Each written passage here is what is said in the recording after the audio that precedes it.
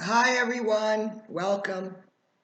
Welcome to all the beautiful people that have subscribed to my new channel, and also for the wonderful people that keep subscribing to the old channel, which is still there, except that one video has been removed.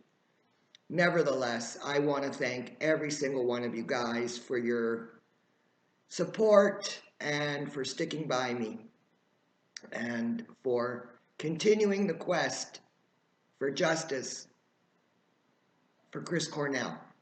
Now, today I want to talk about the revelations that have come out of a website that I do believe is valid, and that is Lipstick Alley.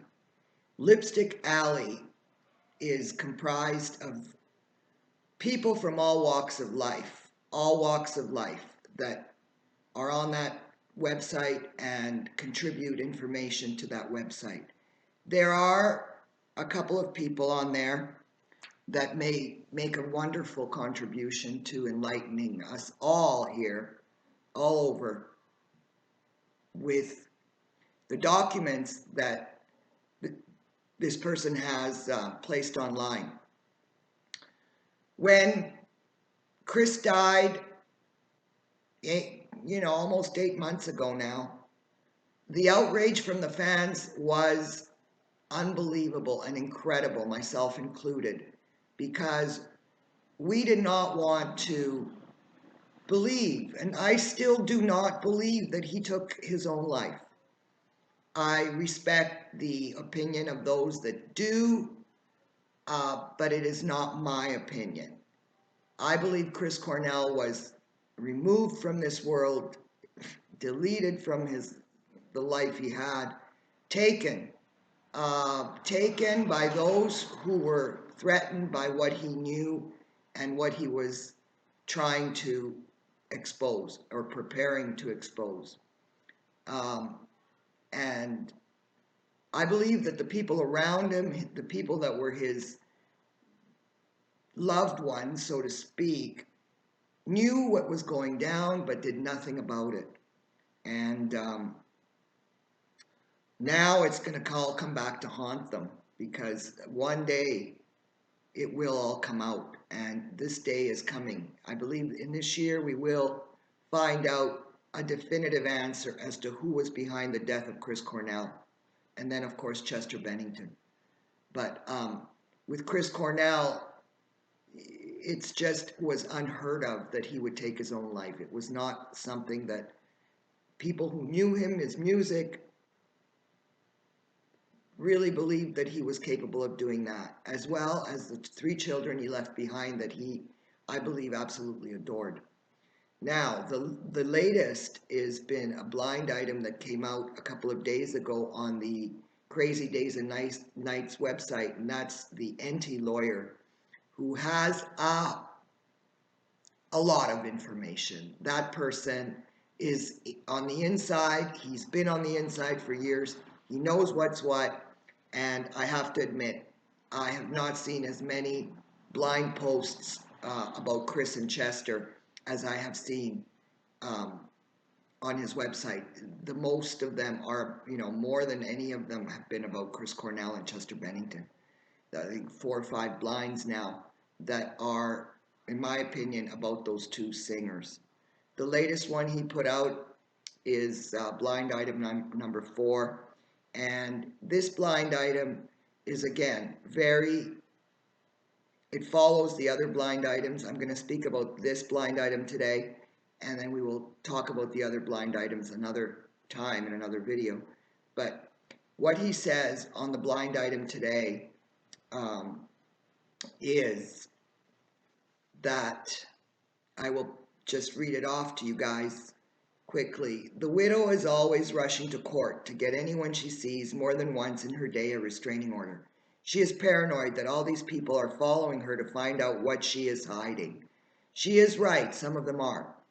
She should be equally as afraid of the people the A-plus lister has following her to make sure she isn't talking to anyone she shouldn't be.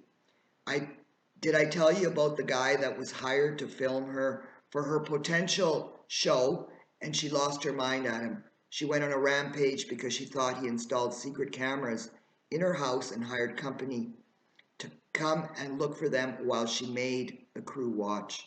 Whoa, that is really, I believe, about Vicky Cornell, Kara Yanis. Nevertheless, this guy says that she's taking out restraining orders left, right, and center uh, to people that look at her or that she runs into someone, and that she is extremely paranoid. And there are people that follow her to find out what she is hiding. So there are people out there that are following her to see what she knows, to find out what she knows and what she is hiding from all of us, the fans, about the death of Chris Cornell. Um, and he says here that she should be equally afraid of the people the A+ lister has following her, which means that this very powerful music producer, the A+ lister, that is been not yet revealed but will be um, in the previous blind items about Chris Cornell and Chester Bennington. And this person obviously has so much power that he can make anything happen and make or break careers, eliminate people, so on. He has a lot of power. He's a billionaire. And this person clearly offered Vicky something. And she made a deal with the devil, clearly. She made a deal with the devil and went along with what happened on May 17th, 2017. What happened to her husband. She went along with it. She condoned it. And this will all come back and haunt her and blow up in her face one day. So the blind also speaks about the potential show. Yes, I believe that she is been promised some kind of a reality show, maybe, I don't know, the type like Kardashians or something like that, where, there'll be participants in that. Who knows? Her mother, her kids, maybe Linda Ramone and other people in her circle will be participants in that show if it comes true. But from the looks of things here, I think Vicky just made a deal with the devil, and it's going to all come back and haunt her. Now, also, there's been a video that I've seen that I saw a couple of weeks ago, and it's a video that I will place below.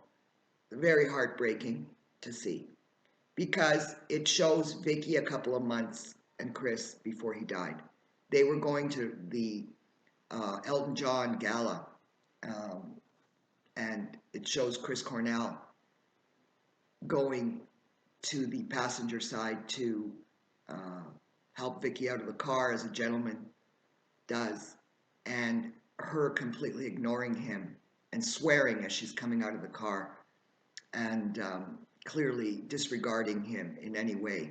But the truth of the matter is that it was Chris Cornell's name and Chris Cornell that opened those doors for her into those echelons of power and big charities and sitting, with all of these dignitaries in the charitable galas and receiving all these awards on behalf of Chris Cornell and his accomplishments.